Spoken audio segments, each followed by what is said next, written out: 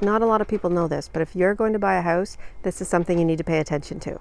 I'm Terry. I'm an intuitive designer, a house healer, and a holistic interior designer. Where your home is situated on the street is really important. And if your home, or the home you're looking at, is on a T intersection, that is not what you want. It's called basically a poison arrow. So if your house is here and the street is ending right at your home, all the energy of all the cars driving, of anything, is coming directly into your home, into your front door, and is inside and creating chaos. Do you know of anyone that you're just like, what is going on? Is their house jinxed? Why are things always going wrong?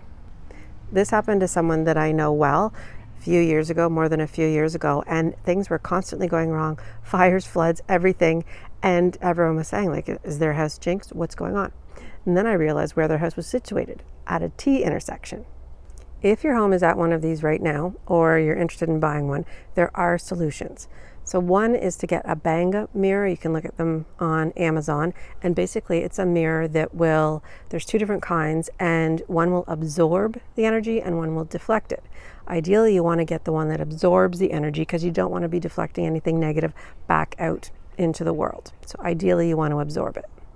The other way you can deal with it is if you can put a bush, a tree, something basically to block any of that energy from coming in your front door, because it really can create a lot of negative things, negative energy, and you don't need that.